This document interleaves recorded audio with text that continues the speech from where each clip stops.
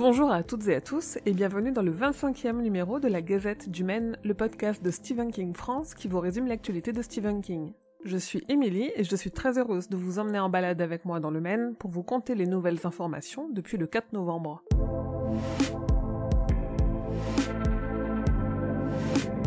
Stephen King a répondu à une interview du magazine Time dans laquelle il parle de Dr. Sleep, de son roman L'Institut et du fait d'écrire sur des enfants, de Donald Trump, de son rapport à la pop culture. Une interview que je vous ai traduite à retrouver sur le site.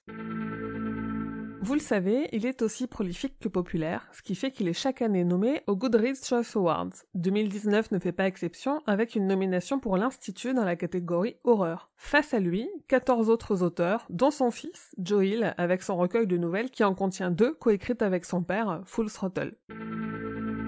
Et côté publication, l'Outsider sera publié en France au livre de poche le 29 janvier, peu de temps après le début de la diffusion sur OCS de la série qui l'adapte.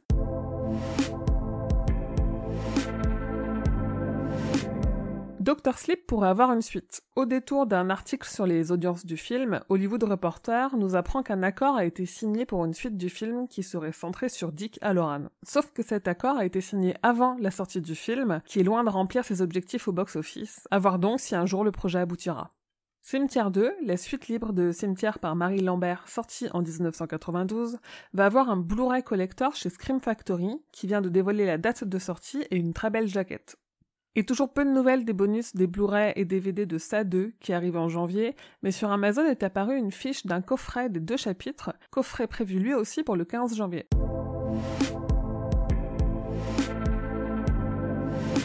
Suite et fin des conférences sur Stephen King au Forum des Images. Retrouvez sur le flux de la Gazette du Maine, mais aussi sur Spotify et Deezer, les cours de cinéma de Laurent Vachaud sur la double narration dans Shining, et celui de Pierre Berthaumieux sur la figure de l'écrivain dans les histoires de King.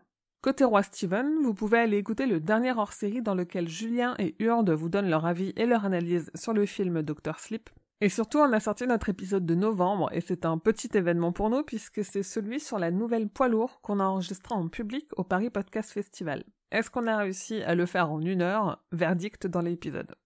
Et si vous écoutez cet épisode de la Gazette dans les heures qui suivent sa sortie, vous pourrez m'écouter parler de Stephen King sur West Track Radio, dans l'émission Je vous demande de vous arrêter, ce lundi 18 novembre à 18h. Si c'est trop tard, l'épisode sera en replay en podcast, donc je vous en reparlerai dans la prochaine Gazette.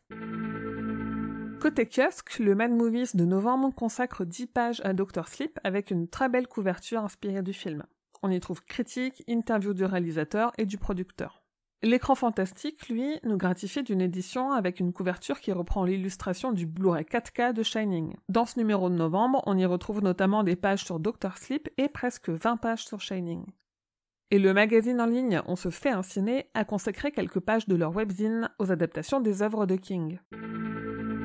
Il y a des fuites chez Funko. La célèbre société de figurines prépare 4 nouvelles pop sous licence Sa chapitre 2, et parmi ces 4, il y aurait une première figurine officielle à l'effigie de Stephen King lui-même dans son caméo d'antiquaire. Pour les collectionneurs et collectionneuses, PS Publishing a annoncé une édition limitée de Needful Things, ou Bazar en VF, qui devrait arriver à l'automne 2020. Leur édition collector du Fléau, elle, devrait se précommander avant ce Noël. Sur les réseaux sociaux, Stephen King a dit qu'il aime The Morning Show, une émission d'Apple TV. Il a hâte de voir la nouvelle saison de la série Homeland. Il recommande la lecture de Cold Storage de David Koepp, qu'il trouve macabre, terrifiant et drôle, et la lecture de The Dutch House d'Anna Patchett. Enfin, il nous a donné des nouvelles photos de son chien Molly.